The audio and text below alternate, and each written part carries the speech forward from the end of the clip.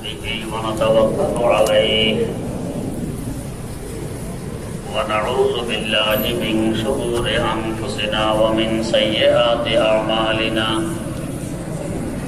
من يهده الله فلا مضل له ومن يضلله فلا هادي له ونشهد أن لا إله إلا الله وحده لا شريك له ونشهد أن سيدنا ونبينا ومولانا محمدا عبده ورسوله أرسله بالحق بشيرا ونذيرا وداعيا إلى الله بإذنه وسراجا منيرا صلى الله تعالى عليه وعلى آله وأصحابه وسلم تسليما كثيرا كثيرا أما بعد فأعوذ بالله من الشيطان الرجيم بسم الله الرحمن الرحيم عن معاذ بن جبل رضي الله تعالى عنه قال قال النبي صلى الله عليه وسلم يطلع الله ليلة النصف من شعبان إلى خلقه ويغفر لجميع خلقه إلا مشرك أو مشاهد رواه ابن أبي عاصم في كتاب السنة أو كما قال عليه الصلاة والسلام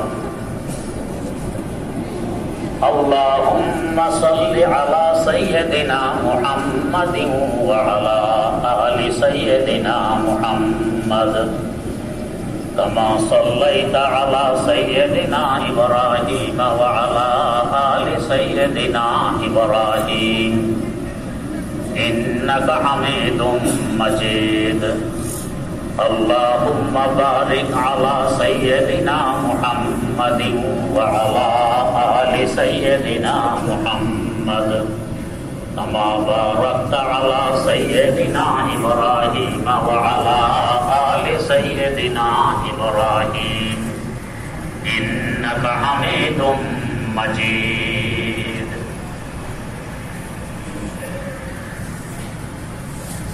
الله رب العالمين প্রসিদ্ধতম গুণ ৯৯টি। এর বাইরে আরো অনেক গুণে আল্লাহ পাক গুণান্বিত।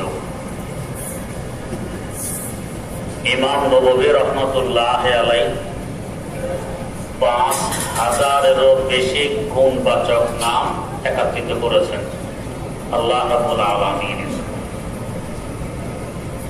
প্রসিদ্ধ ৯৯ হোক আর এর বাইরে ৫,০০০ হোক, সবচেয়ে বড় গুণ তিনি রহমান, এরপরে তিনি রাহিম, দয়ার সাগর। তার দয়ার কোনো ইয়ত্তা নেই। এমনকি তার আরশে মুআল্লায় লেখা আছে গালাবাত রাহমাতি আলা গযবি, আমার গজব থেকে আমার রহমত আর দয়া বেশি। যার কারণে নবীও আমাদের কাছে পাঠাইলেন, যে নবীও ছিলেন দয়ার আরেক সাগর। আল্লাহ রাব্বুল আলামিন কোরআনে কারীমে বলেছেন ফাবিমা রাহমাতিন মিনাল্লাহি লিনতা লাহুম। আল্লাহ পাকের রহমত যে আমাদের নবী উম্মতের জন্য বড় নরম, দয়াবান। আল্লাহ পাকও দয়ার সাগর, তার নবীও দয়ার সাগর। তাই কোন বুজুর্গ দুই দয়ার সাগরকে সামনে নিয়ে আশা এভাবে ব্যক্ত করলেন যে হায় রব তো কারিমি ও রাসূলে তো কারিমি, আয় রব তো কারিমি ও রাসূলে তো কারিমি, সদ শুকরকে হাসতে মুমিয়ানে তো কারিমি, সদ শুকরকে হাসতে মুমিয়ানে তো কারিমি। আল্লাহ তুমি এক দয়াবান, তোমার রাসূল আরেক দয়াবান, আমরা গুনাহগার উম্মতেরা দুই দয়াবানের মধ্যখানে। ওইদিকে গেলে তুমি, এইদিকে গেলে তোমার রাসূল, দুজন তো দয়ার সাগর। আল্লাহ তো আমরা ক্ষমা পাবো না, তো কে ক্ষমা পাবে? আল্লামা হালি রহমতুল্লাহ আলাইহি আরো সুন্দর ভাষায় বলেছেন, हम नेक हैं या बद हैं फिर आखिर है तुम्हारे, निस्बत बहुत अच्छी है मगर हाल बुरा है, निस्बत बहुत अच्छी है मगर हाल बुरा है। আল্লাহ আমরা নেককার হই আর বদকার হই, বন্দা তো তোমার। তোমার বন্দা হিসাবে আমাদের সম্পর্ক তোমার সাথে, আমাদের সম্পর্ক বড় মজবুত। এদিকে আরেক সম্পর্ক তোমার রাসূলের সাথে, এই সম্পর্ক বড় মজবুত, আমরা তার উম্মত।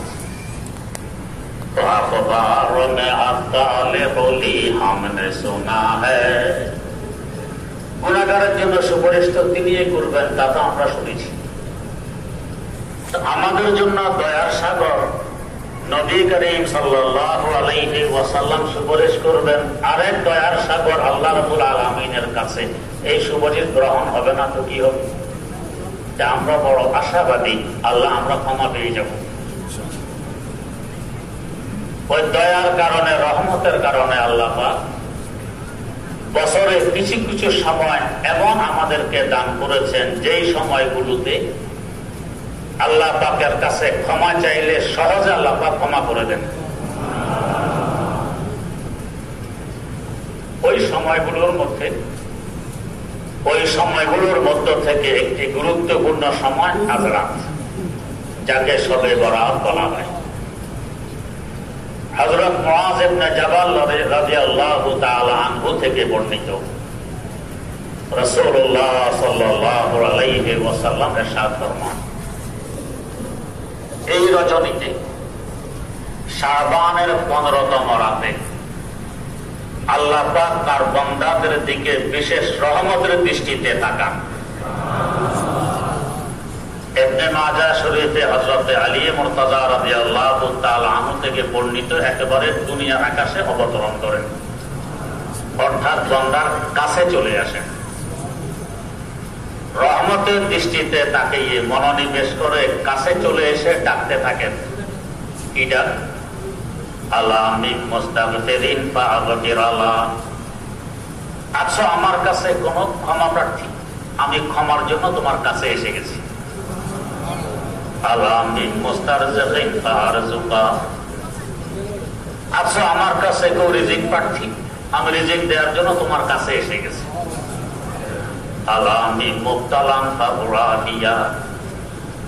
আসো, কোন সমস্যার সম্মুখীন, কোন বিপদগামী, আমি সমস্যার সমাধানের জন্য, বিপদ থেকে উদ্ধারের জন্য তোমার কাছে এসে গেছি।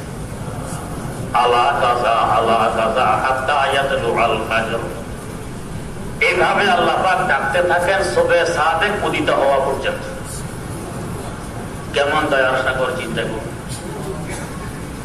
এই সময় যদি আমরা অচেতন থাকি, উদাসীন থাকি, গাফেল থাকি, তিনি ডেকে গেছেন দেওয়ার জন্য, এসে গেছেন কাছে, আমি বঞ্চিতই রয়ে গেলাম। এর থেকে পরিতাপের বিষয় আর কি হতে পারে? আপনার অন্তরঙ্গ বন্ধু আমেরিকায় থাকে, সংবাদ পাঠিয়েছে অমুক তারিখে আমি তোমার কাছে নারায়ণগঞ্জ আসতেছি, তুমি থাকো ঢাকা, আমি আসতেছি নারায়ণগঞ্জ। ঢাকা আসা আমার পক্ষে সম্ভব হবে না কোনো কারণে, তোমার জন্য আমেরিকা থেকে অনেক দামি দামি উপঢৌকন, হাদিয়া, তোফা নিয়ে আসবো। আমি নারায়ণগঞ্জ পৌঁছে তোমাকে ফোন করবো, তোমার ফোন খোলা রাখবে, কান খাড়া রাখবে, সতর্ক থাকবে। আমার ফোন পাওয়া মাত্র তুমি নারায়ণগঞ্জ আসবে, আমি তোমাকে হাদিয়াগুলো বুঝিয়ে দিব। বন্ধু নারায়ণগঞ্জ এসেছে সময় মতো, অনেক দামি দামি হাদিয়া, তোফা, উপঢৌকন নিয়ে। ফোন করতেছে, ফোনের পর ফোন, আপনার ফোন বন্ধ, ফোন খোলেননি, আপনি উদাসী, কোথাও আড্ডা দিতেছেন, কোথাও ঘুরতেছেন। বন্ধু ফোন টোন করে যতক্ষণ থাকার ছিল থেকে আবার হাদিয়াগুলো ফেরত নিয়ে আমেরিকা চলে গেছে। 10 টাকা হাদিয়া না পাওয়া আমার ফোন কেন বন্ধ, আমি কেন উদাসীন? সবচেয়ে গুরুত্বপূর্ণ বন্ধু আল্লাহ রাব্বুল আলামিন, তার থেকে বড় বন্ধু আর কেউ নেই। তিনি সংবাদ দিয়ে দিয়েছেন নবীর মাধ্যমে যে আমি শাবানের 15তম রাত্রে তোমার কাছে আসবো দুনিয়ার আকাশে,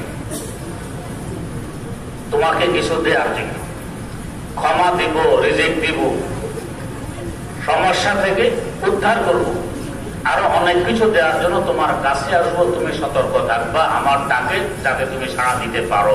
সাড়া দিলেই আমি এগুলো তোমাকে দিয়ে দিব। আল্লাহ পাক তো সময় মতো এসে গেছেন, ডাকতেছেন কি? আমি গাফেল, আমি উদাসীন, আমি অচেতন, আমি আছি আড্ডাখানায়, আমি আছি গপসপে, আমি সময় নষ্ট করে দিয়েছি, এদিকে কোনো ভ্রুক্ষেপ করিনি। আল্লাহ পাক তার হাদিয়া তোফা সব নিয়ে আবার চলে গেছেন। আমি যেই মাহরুম আর বঞ্চিত, সেই মাহরুম আর বঞ্চিত রয়ে গেলাম।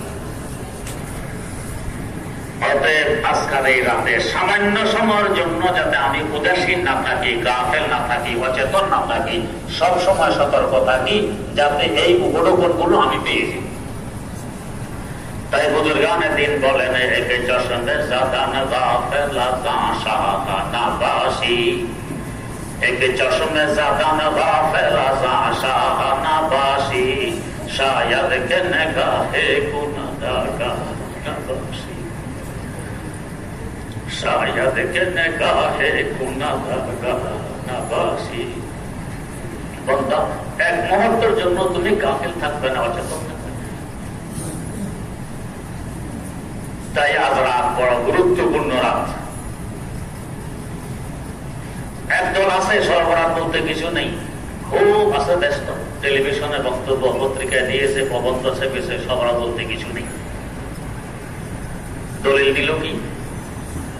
সবে বরাত এই শব্দটা আরবি নয়, ইসলাম আমাদের কাছে এসেছে আরবি ভাষায়, শব্দটাই আরবি নয়। যদি ইসলামের সবে বরাত বলতে কিছু থাকতো তো এটা আরবি ভাষা এখানে পরিভাষা প্রচলন হতো, সবাই বুঝত। যুক্তি দাঁড় করেছে, এমন সম্প্রদায়ের পক্ষ থেকে এই যুক্তিটা দাঁড় করালো যে সম্প্রদায় নিজকে নিজে আহলে হাদিস বলে পরিচয় দেয়। আমাদের এখানে প্রশ্ন থাকে, আপনি তো হাদিস মানেন, যুক্তি তো মানেন না।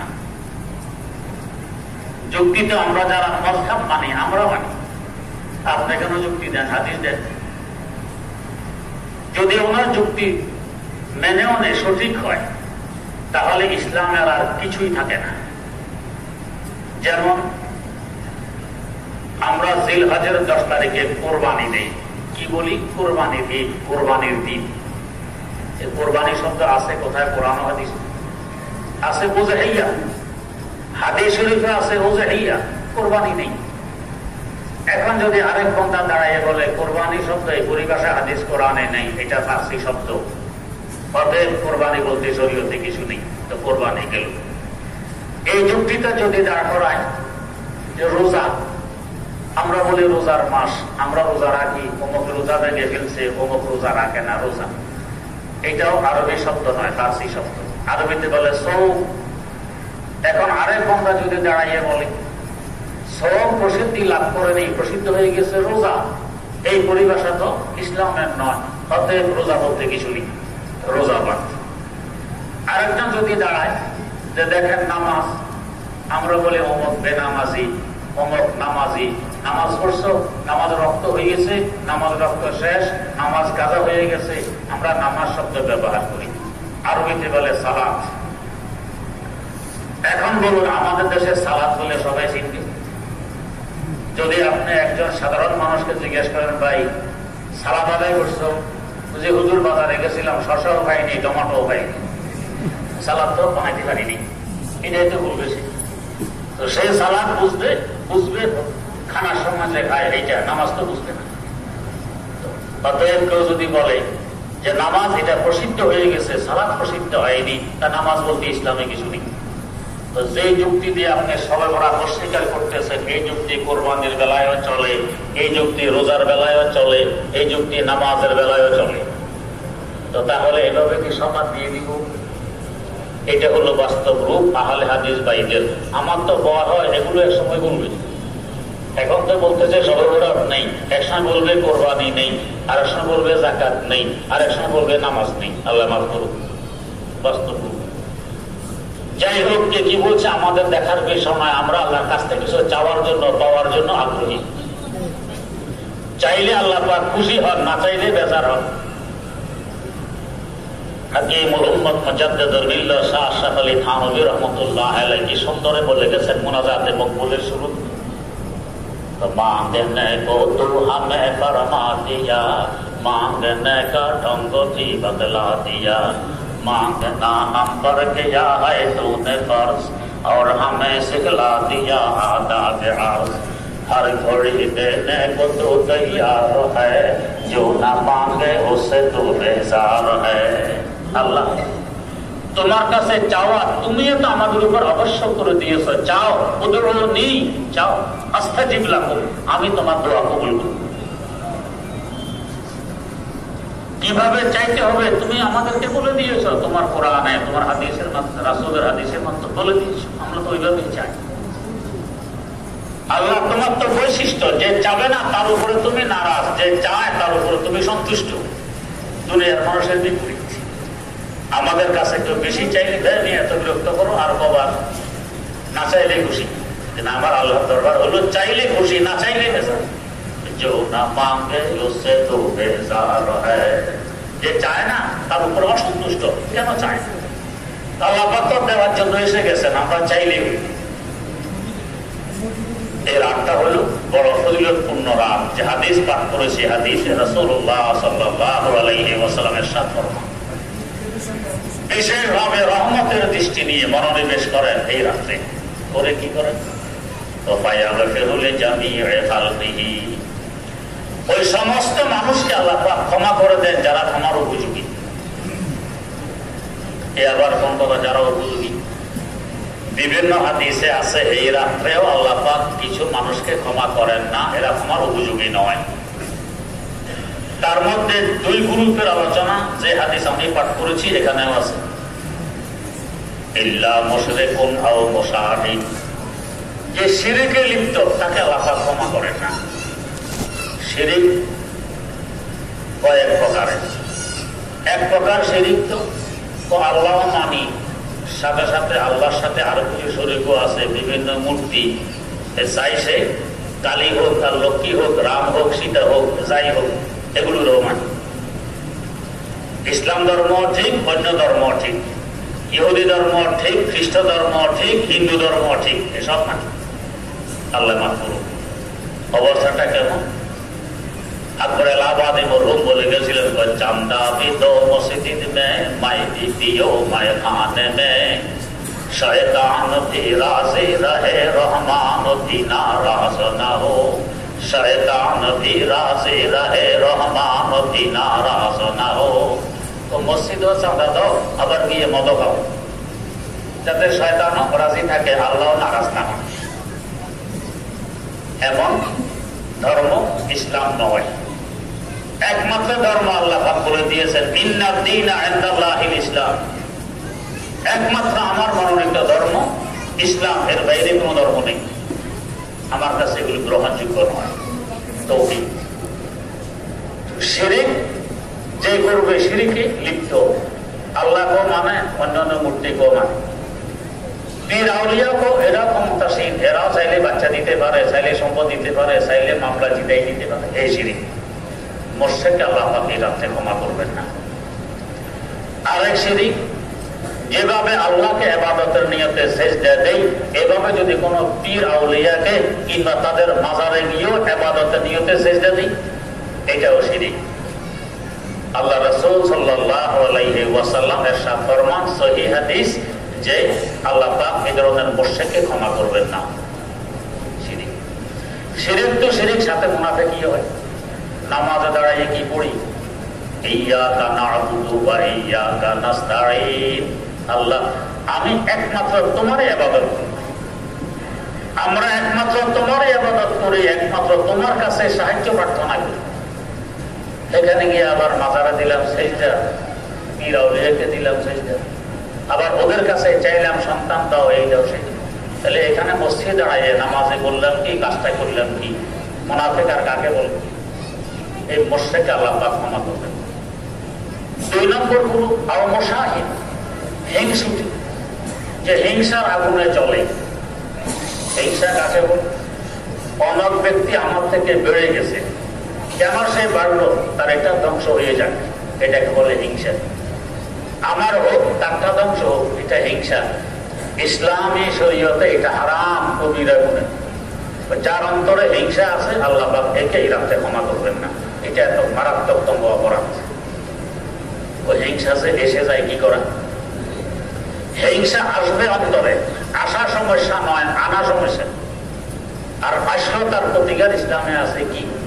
ওই যার ব্যাপারে অন্তরে হিংসা আসে তার জন্য দোয়া করো, যার ব্যাপারে অন্তরে হিংসা আসে তার প্রশংসা করো, যার ব্যাপারে অন্তরে হিংসা আসে তাকে বেশি বেশি সালাম দাও।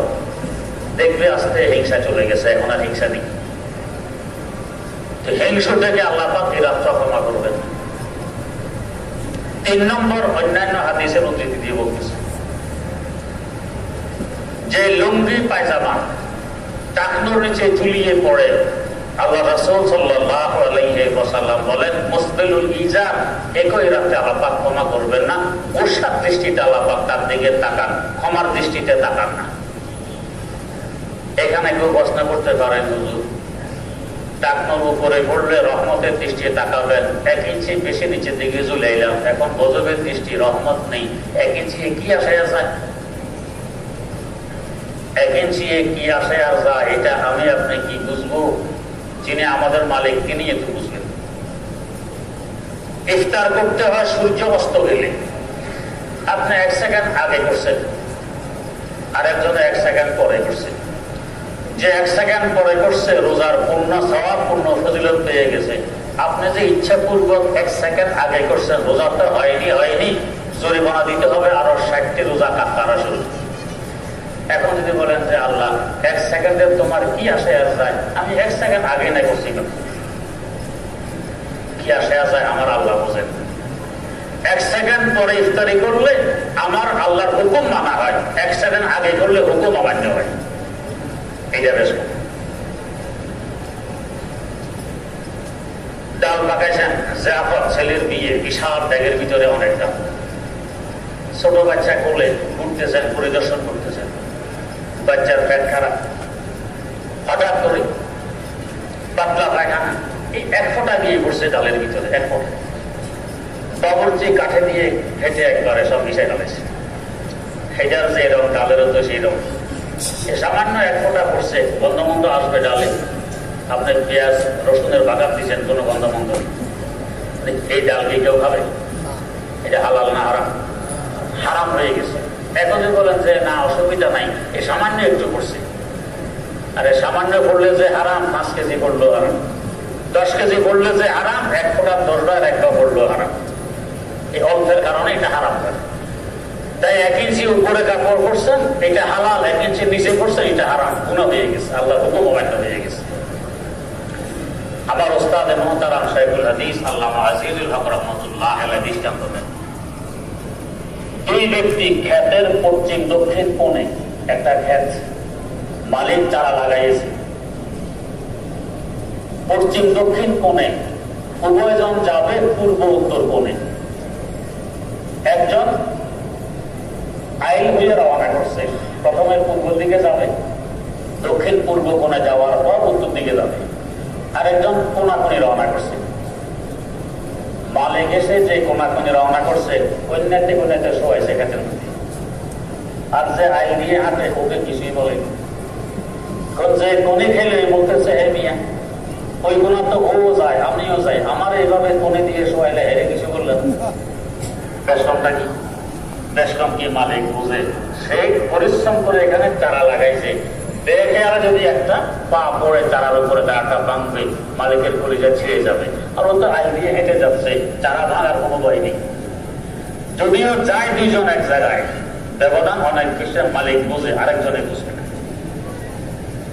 ঠিক তেমনি ভাবে তারপর 1 ইঞ্চি উপরে কাপড় থাকলে আর 1 ইঞ্চি নিচে থাকলে কি ব্যবধানটা মালিক বুঝে, আমি আপনি বুঝবো না। তাই এত গোসা মালিকের, তো যে কাপড় জুলাই করবে আমি এ রাতে তাকে ক্ষমা করবো। 4 নম্বর আকুল ওয়ালিদাইন, পিতা মাতার অবাধ্য নাফরমান, যে পিতা মাতার কথা শুনে না, কষ্ট দেয়, তো এমন নাফরমান ছেলেকে আমি এই রাতে ক্ষমা করবো না। চিন্তা করুন পিতা মাতার দাম কত আমার আল্লাহর দৃষ্টিতে মূল্যবান। আল্লাহ পাক নিজের আদেশ মানার জন্য যে হুকুম দিয়েছেন তার সাথে সাথে পিতা মাতার ব্যাপারে আলোচনা আনছেন। আল্লাহ রাব্বুল আলামিন বলতেছেন, আল্লাহ তা'বুদু ইল্লাল্লাহ ওয়া বিল ওয়ালিদাইনি ইহসানা, পিতা মাতার সাথে সদ্ব্যবহার করো আল্লাহর হুকুমের সাথে। তো পিতা মাতার অবাধ্য সন্তান, একমাত্র পিতা মাতা বুঝে যে সন্তানের কি পরিমাণ মহব্বত পিতা মাতার অন্তরে থাকে। সন্তান যতই অবাধ্য হোক, পিতা মাতা চায় সন্তানকে নিয়ে আবার ফিরিয়ে আনতে পারে। সারা রাত পিতা মাতা ঘুমায় না, সন্তানের যাতে কষ্ট না হয়।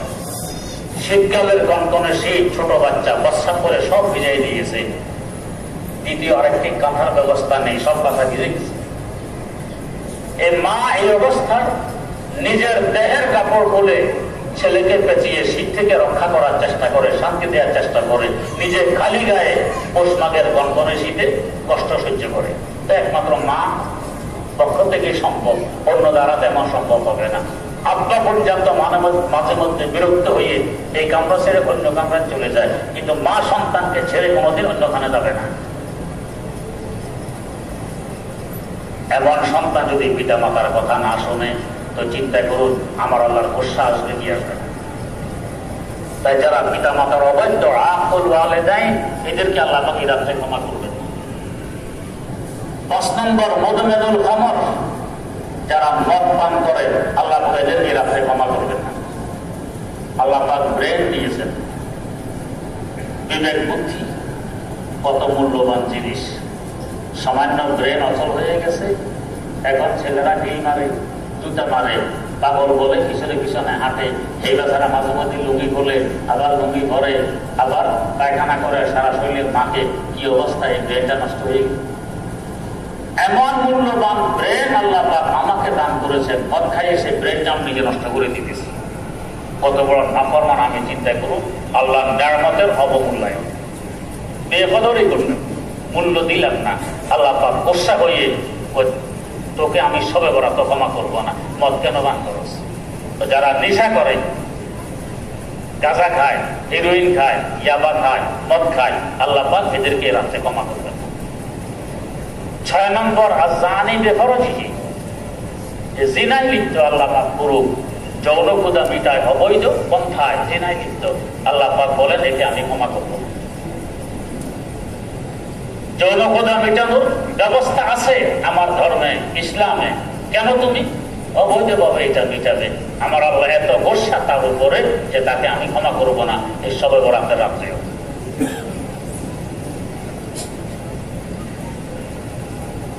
কাতিলুন নফস, আত্মহত্যাকারী যে নিজকে নিজে হত্যা করে ফেলে, এও ক্ষমা পায় না। অথবা না হোক আরেকজনকে যে হত্যা করে, জুলুম করে আরেকজনকে হত্যা করে ফেলছে, এই রাত্রে ক্ষমা পাবে না।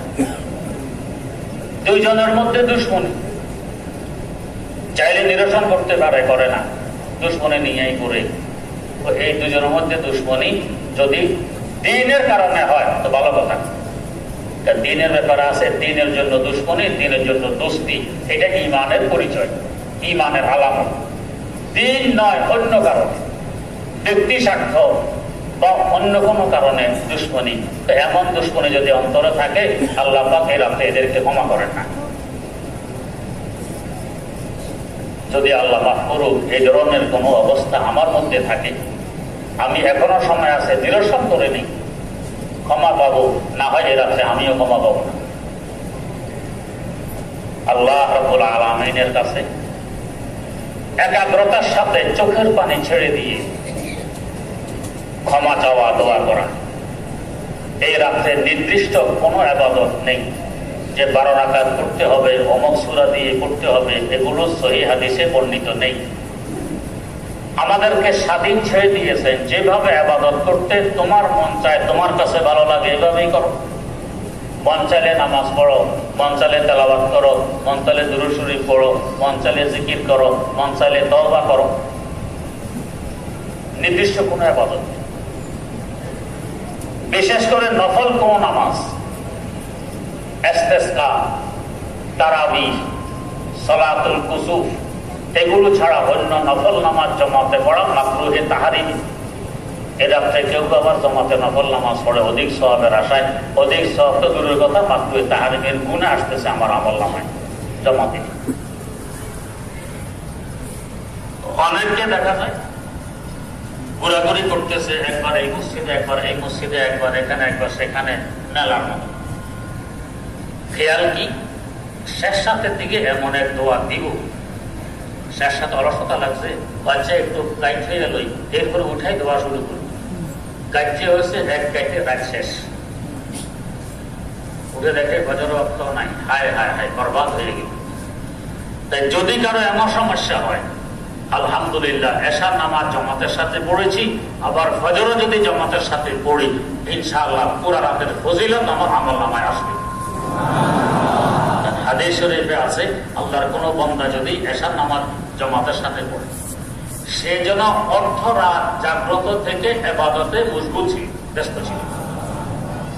আবার যদি ফজরের নামাজ জামাতের সাথে পড়ে, সে যেন বাকি অর্ধ রাত জাগ্রত থেকে ইবাদতে ব্যস্ত ছিল। তার মানে দুই নামাজটা জামাতের সাথে পড়তে পারলে পুরা রাত ইবাদতের সওয়াব এসে গেছে। এর বাইরে যতক্ষণ সম্ভব জাগ্রত থেকে ইবাদত করি, এটা বোনাস।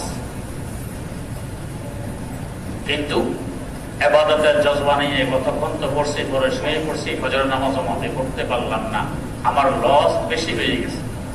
এমন সমস্যা যদি কারো থাকে বা সম্ভাবনা আছে, আশঙ্কা আছে, তো আমি নাক টেনে ঘুমাই, অসুবিধা নেই, ফজরের সময় উঠে যাতে ঠিকভাবে নামাজটা পড়তে পারি। তো রাত্রে ইবাদত করা, দিনের বেলা রোজা রাখা। আলী মুরতাজা রাদিয়াল্লাহু তাআলা আনহু থেকে ইবনে মাজাহ শরীফে হাদিস বর্ণিত, তো যখন শাবানের 15তম রাত্র আসে, ফাকুমু লাইলাহা ওয়া সুমু ইয়াওমাহা, রাত্রে ইবাদতে মশগুল থাকো, দিনের বেলা রোজা রাখো। শবে বরাতে একটি রোজা রাখলে মাকরুহ হয় না, শুধু আশুরার 10 তারিখে এক রোজা রাখলে মাকরুহ হয়, সেখানে 2, 3 বা 3টা রাখতে হয়। আর অন্য সারা বছরে এক রোজা রাখা মাকরুহ নয়। অতএব শবে বরাতে যদি একটি রোজা কেউ রাখি, এটা মাকরুহ হবে না। এমনি তো প্রতি মাসে 3 দিন, যাকে আইয়ামে বীজ বলা হয়, 13, 14, 15 তারিখ, চন্দ্রের 13, 14, 15 তারিখ রোজা রাখা মুস্তাহাব। এই হিসাবে শবে বরাত 15 তারিখে রয়। এখানেও যে আমি 3টা রাখি, 13, 14, 15, কোনো অসুবিধা নেই, মুস্তাহাব। আরেকটা আদায় হইল শবে বরাতের রোজার মুস্তাহাবের সাথে সাথে, যে শবে বরাতের রোজাকেও বিভিন্ন কিতাবে মুস্তাহাব রেখেছে, তাই রোজা রাখতে পারলে ভালো, না রাখলে কোনো গুনাহ নেই।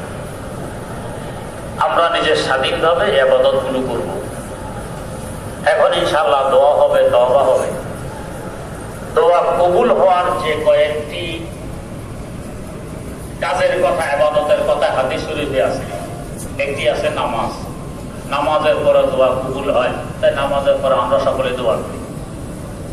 একটি আছে তেলাওয়াত, কোরআন শরীফ তেলাওয়াতের পরে, বিশেষ করে খতমের পরে দোয়া কবুল হয়, তাই কোরআন খতম করে আমরা দোয়া করি।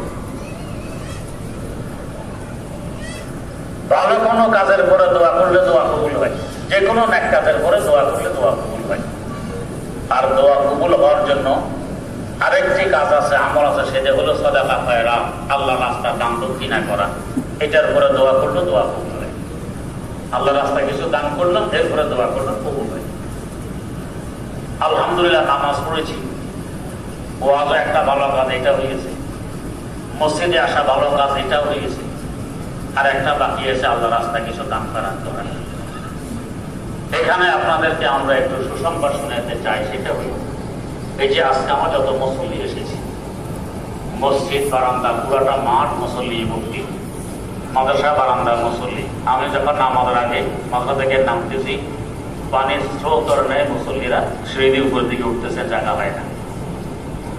আলহামদুলিল্লাহ আমাদের মসজিদে আশেপাশের মসজিদ থেকে মুসল্লি অনেক বেশি। মসজিদে এখন সংকুলান হয় না, মসজিদে পুরাতন হয়ে গেছে, অনেক দিন থেকেই মসজিদ নতুন করে করার দরকার। এই হিসাবে এখন প্রোগ্রাম হাতে নেওয়া হয়েছে, হয়তো রোজার পরে তার সুবিধা মতো আরো কিছু দেরি হইতে পারে, মসজিদ ভেঙে পুনরায় আবার নির্মাণ করা এই সিদ্ধান্ত নেওয়া হয়েছে। এই লক্ষ্যে সাময়িকভাবে মসজিদ ভাঙলে নামাজ পড়বো, ওই সামনে বর্ষাকাল আসতেছে, সামনে মাঠে নামাজের ব্যবস্থা করা হচ্ছে সাময়িকভাবে। মসজিদ হয়ে গেলে ওইখানে আবার নামাজ পড়া লাগবে না। যাই হোক, এই মসজিদটা বর্তমানে আছে 12,000 স্কোয়ার ফিট। একদিকে 120 ফিট, উত্তরে দক্ষিণে পূর্বে পশ্চিমে 100 ফিট, 12,000 স্কোয়ার ফিট আছে। এই 12,000 স্কোয়ার ফিট একটা মসজিদ করতে এখন আর শুধু টিনের ঘর বানায় ফেলবো, একতলা দুইতলা বানায় ফেলবো, এই যুগ এখন হয়নি। এখন আমাদের সরকারেরও চাহিদা, মাঝে মধ্যে আইনও করে যে এখন উপরের দিকে ওঠো, পাশে না গিয়ে উপরে ওঠো, জায়গার বরকত হবে। আগের যুগের মতো যদি টিনের ঘর দিয়ে আমরা এখন ঢাকায় থাকতাম সব একতলা, তাহলে ঢাকায় 1,33,00,000 মানুষের বাস। এখন ঢাকার যে আয়তন প্রায় 500 বর্গ কিলোমিটার, 5,000 বর্গ কিলোমিটারের জায়গা হইতো না। এখন আমরা 10 তলা, 20 তলা, 30 তলা উপরের দিকে উঠতেছি, তাই জায়গা হয়। তাই এখন জ্ঞানের পরিচয়, বুদ্ধির পরিচয় হবে আমরা উপরের দিকে উঠতে। 12,000 স্কোয়ার ফিট নিয়েই সিদ্ধান্ত উপরের দিকে উঠার। এটার ভিত্তি দিতে হইলে আমরা সয়েল টেস্ট করেছি। শুধুমাত্র দক্ষিণ পশ্চিম কোণে 28 ফিট নিচে শক্ত মাটি, আর বাকি শক্ত মাটি নেই। উত্তর দিকে 80 ফিট নিচে শক্ত মাটি, 80 ফিট। তাহলে আমাদেরকে অনেক নিচে যেতে হবে, বোরিং করতে হবে, অনেক খরচ লাগবে। এর জন্য বড় অঙ্কের দরকার, লাখ নয় কয়েক কোটি টাকা দরকার। মাটির নিচে চলে যাবে হয়তো কয়েক কোটি। আল্লাহ পাক তো আকাশ থেকে টাকাগুলো ঢেলে দিবেন না, ইনশাআল্লাহ আপনাদের মাধ্যমে ব্যবস্থা করবেন।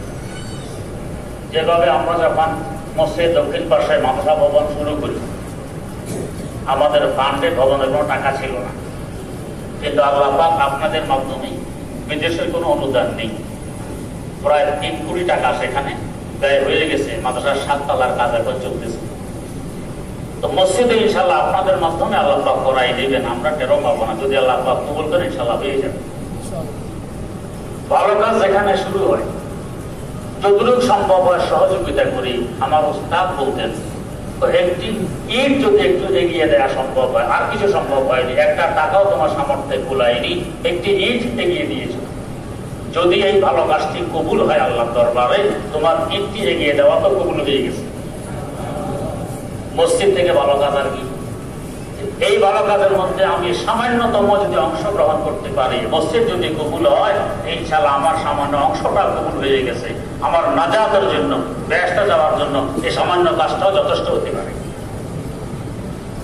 অতএব আজকে বরকতময় রাত্রে ইবাদত করলে সওয়াব বেশি পাওয়া যায়।